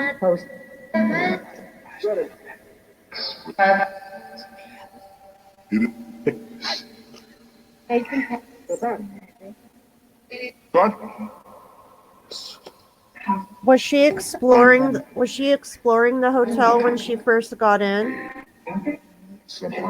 When she was pushing all the buttons? Was she just looking to look around?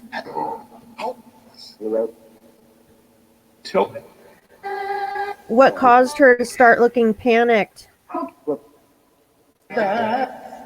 After she first seemed relaxed, why did she all of a sudden start looking panicked?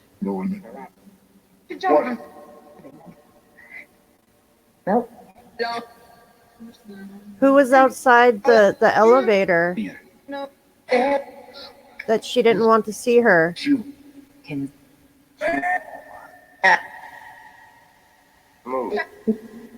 Hello. Was somebody following her?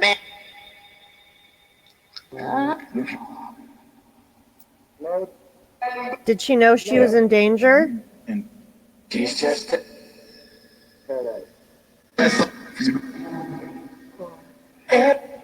How did she get through the locked door?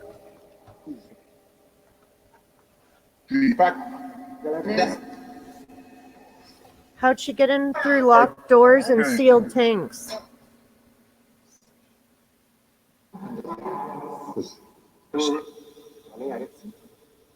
Okay, that's all the questions that I had. Is there anything that we should know about this? Dogs that we haven't asked? Interesting. I was just about to talk about a dog. Were you? Yeah.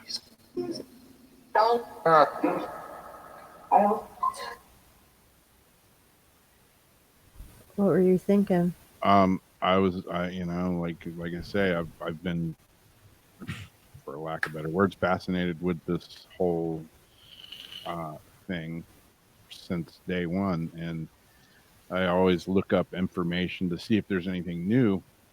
And one of the things that I just found was that they were talking about they brought a dog in, like a canine. No shit. Yeah. And it picked up, her scent, smell, whatever, followed it to a window of a fire escape. And then once out on the fire escape, it lost the trail or You scent. think or that's whatever. how did the fire escape lead to the area where the tanks were? I don't Like, would that have been of a bypass for the doors? I don't know. I have a picture here, I think. If I can find it.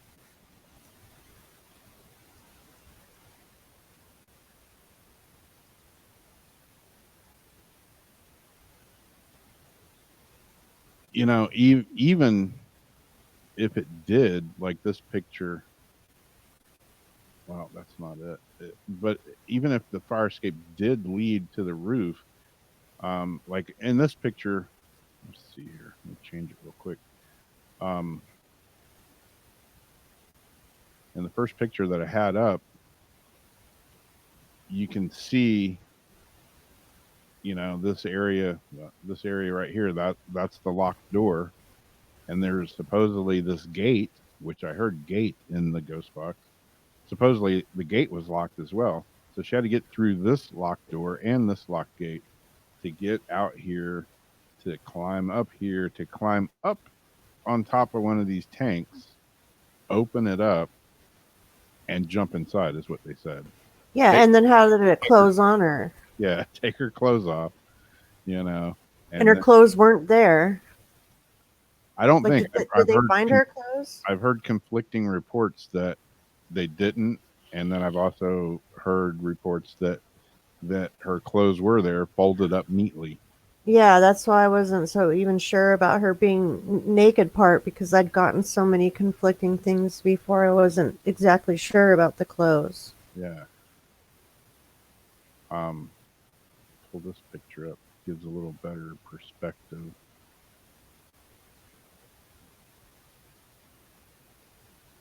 Of, the size of, well, these are obviously people and these are the tanks. It still doesn't really show a great perspective of how big, how tall these are, and how the hell do you get up on top of them to open these big lids, and throw yourself in there.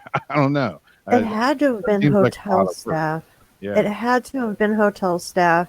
They had, maybe she got creeped out by a guy who was like bugging her, while she had been in there. Like, this guy keeps, like, you just start getting a bad vibe off of somebody. And then maybe the hotel covered for him. And that's why the tape was missing, because how else? Yeah. I don't know. It seems like and somebody would have to know to be able to hide her in those tanks like that. I mean, no chick is going to go exploring a hotel. You might see a pool and decide to, strip down, jump in, but that's like a lot of work to go for a swim. Yeah, exactly. I mean, there's better ways to do it. I can't find the picture that I have. I know I had one that showed the fire escape, but I am not finding it.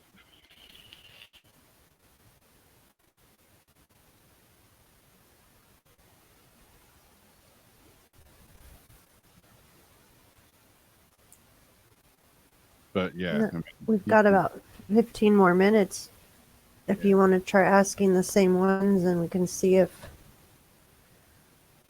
we get any matching answers or anything different.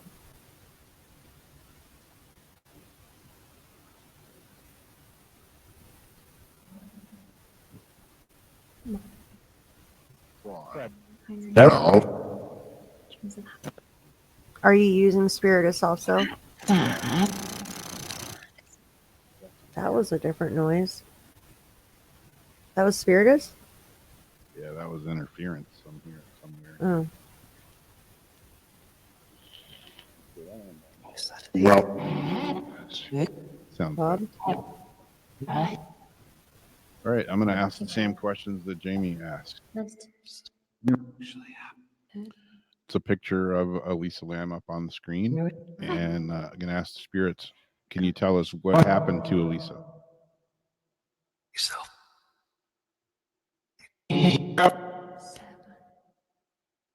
Seven. How did she end up in the water tank? I think I just heard her name. Especially the ends.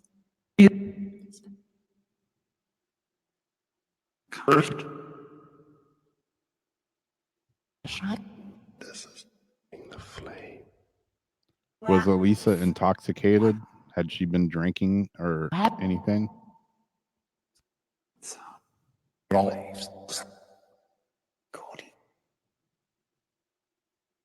the most.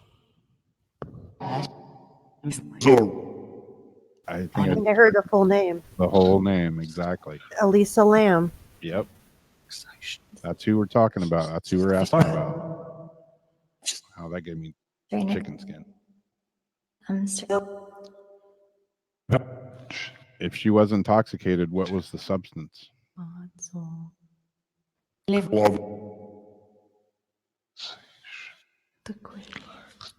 Right, you. The fire inside. No.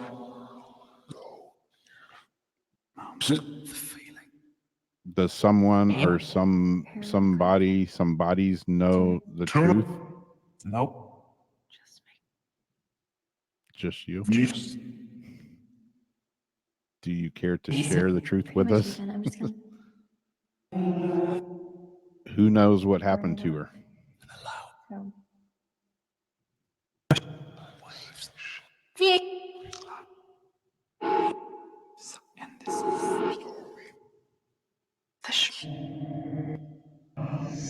When she was on the elevator, who was she talking to?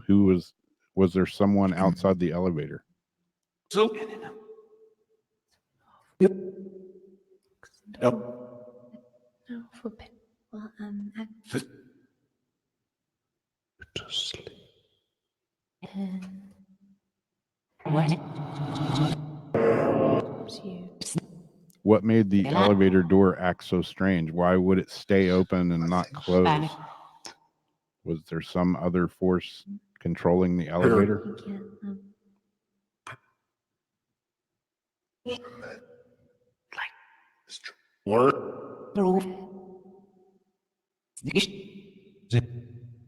prayer. No.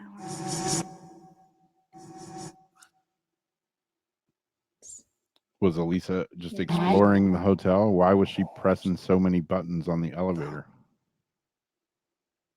Just because I'm right. Right. See.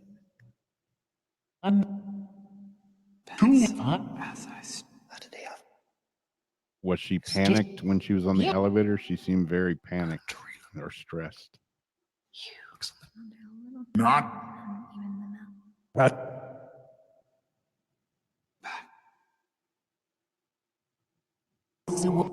So me. Did Elisa drown in the water tank? One. Ask the. Ask something. Oh. Nick. Till. Protect and spirit. If there was foul play involved, was it premeditated?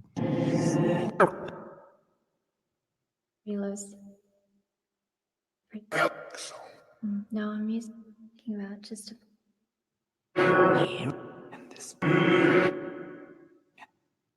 one and two. The final thing. If foul play was involved, did she know the person killing her? Right.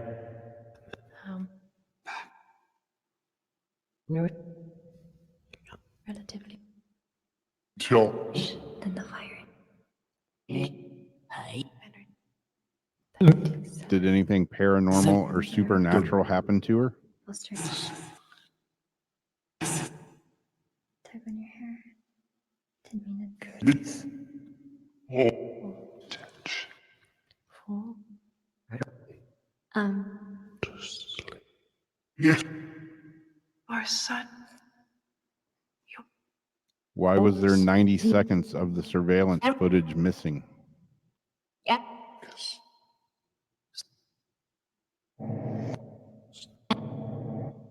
Just you. See? Face. Nope. Thank you. Did the hotel staff have anything to do with her death? Listen. No.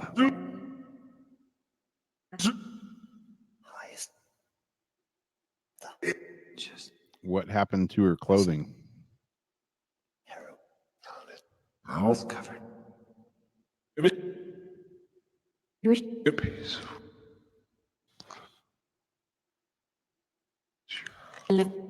Who closed the lid on the tank after she got inside? So.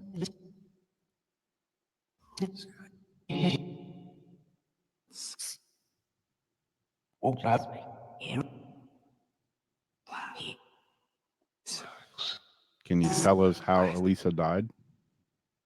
The fire. Yes. Look at her groove. Pentacles. Yes. One. What caused her to start looking panicked after she first seemed relaxed when she was on the elevator?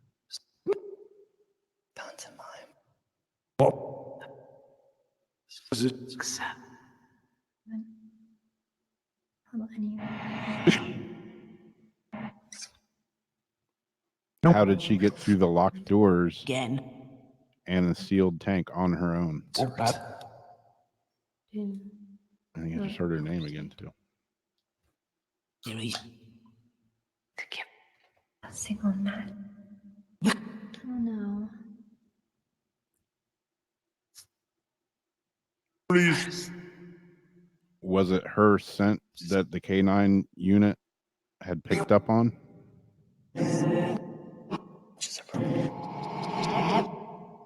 Truth. Diaphragm steak. Bad. Little tiny bit off. No. Thank you. Growlies. Well, that's the end of the questions, unless anybody else has some questions they want to ask. Show that. Prop. Mom's salon. Nice. Get him. Yeah, I've heard her name a few times, and I think Jamie and me both heard her first and last name earlier. That was that was pretty clear. Yeah, We're gonna have to cut that part out. yeah. To the water chain. Receptive.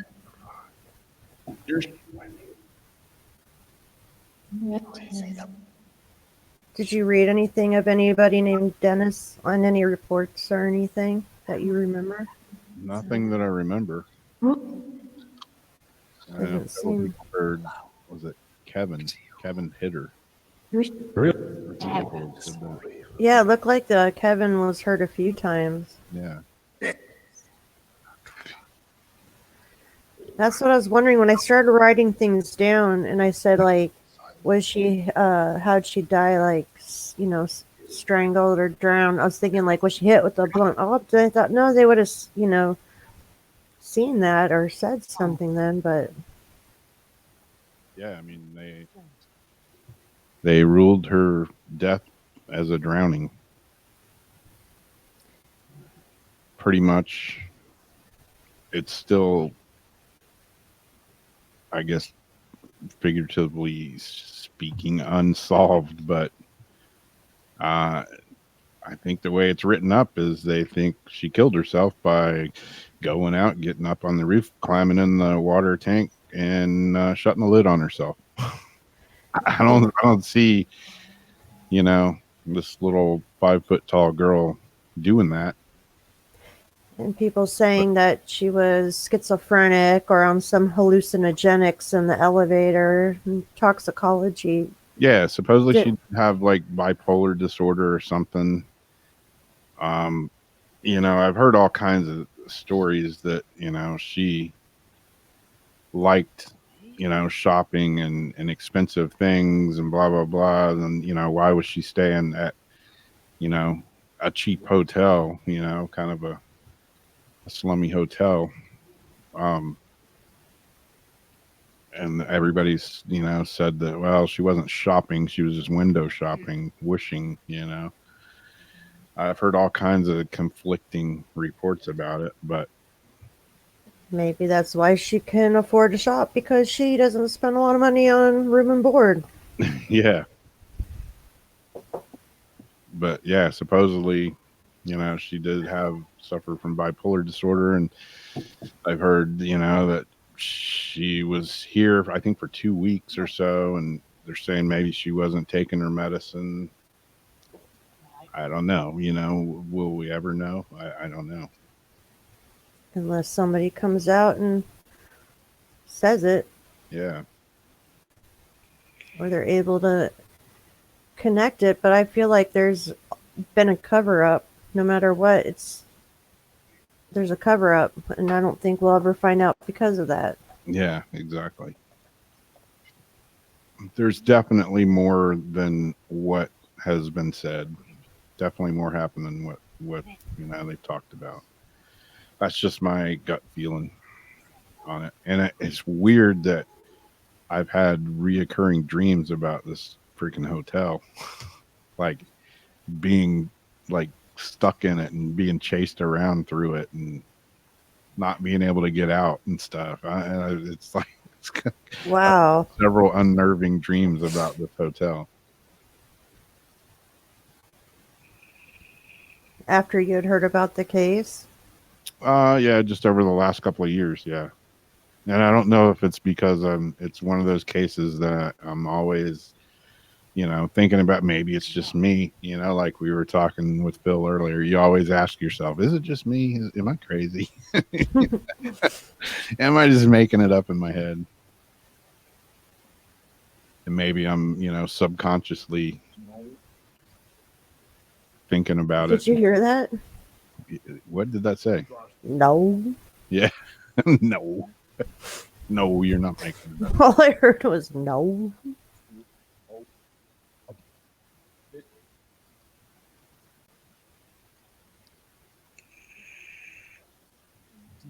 Yeah, like Debbie says, that, I mean, I think, something, there's more involved than what is written on paper about it.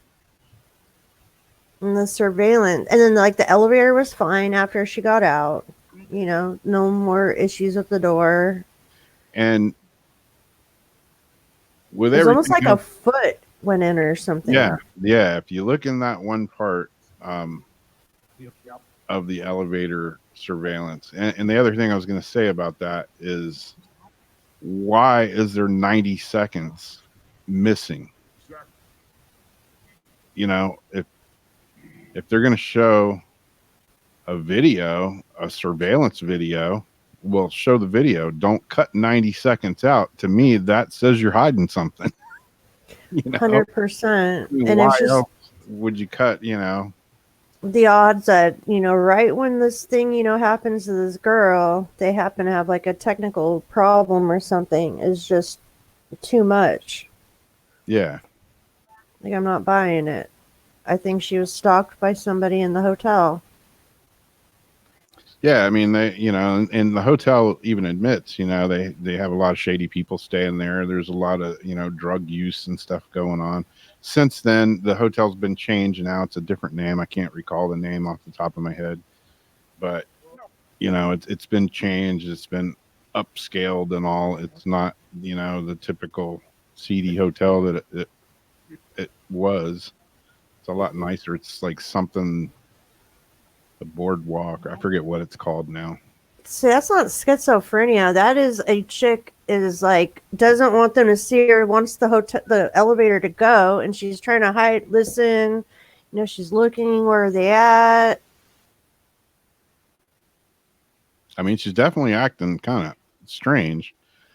But at one point, it looks We don't like, know what somebody could have said to her either, like yeah. before she got to this point.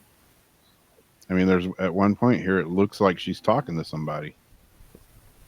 I mean, she has, these hand movements, and it looks like she's, having a conversation with something.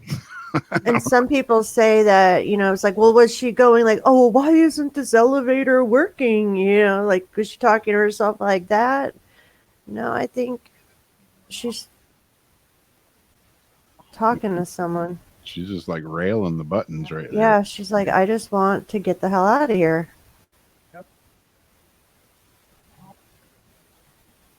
Because you can see it like escalating as she gets more and more. Like now she's like grabbing her hair, like she's feeling more and more nervous. Like right here. Like her fight or flight starts to take on. What's she doing right here? She's like, that's weird.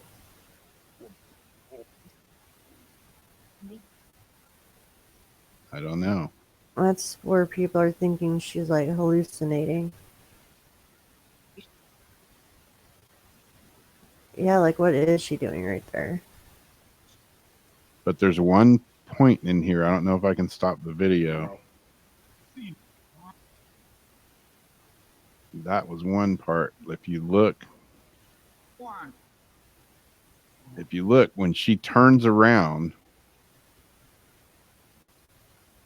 it looks like the end of somebody's foot is still, facing like down the hallway. See if you can see it. You see her feet standing there, and she goes to turn around.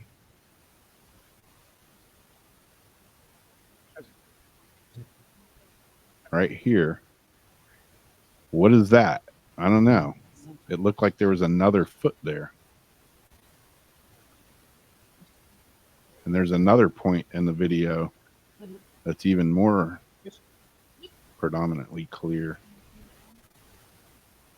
Yeah, right here. I mean, is she hallucinating, talking to somebody? Maybe she thinks she's talking to somebody. Maybe that's where the paranormal thing comes in.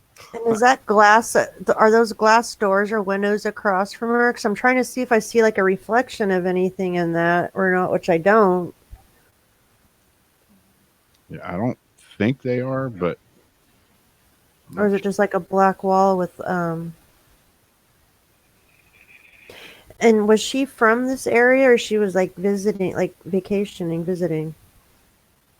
She lived in the States, I'm pretty sure, but she was going to school. But yeah, she was in California, just like visiting this part of California, as far as I'm aware of.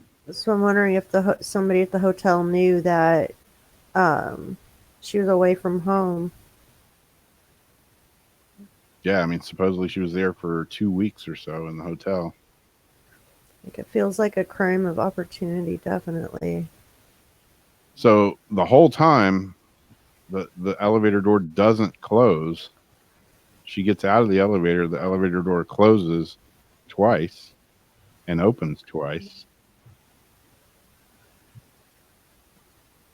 And she had just pushed all them buttons.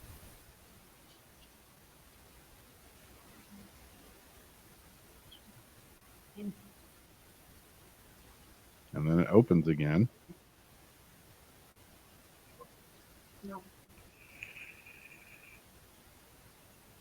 And closes again. Is she standing outside pushing buttons now? I don't know, Weird. And on that note, yeah, I want about that to time. put up our neck, and Paranormal Soup this Sunday.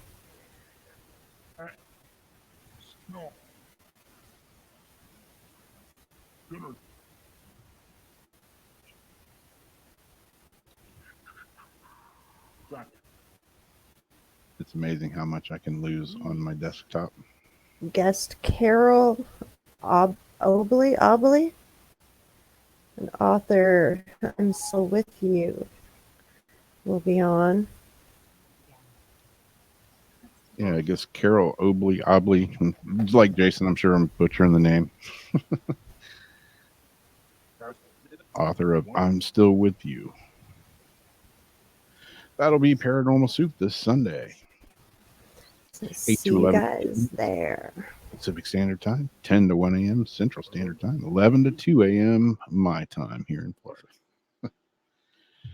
So cool. Thanks for hanging out with us. It was interesting earlier. If any of you missed the part with the Horsefly Chronicles house with Phil Siracusa, check it out. Those he lives a hell of a life, man. I don't know if I could do it. 10 years of that. I don't know if I could do it. I'll be honest. It's pretty heavy. But thanks everybody for being here. And thank you, Jamie. We'll see you Sunday and then next Wednesday. I think I heard the ghost box even say bye.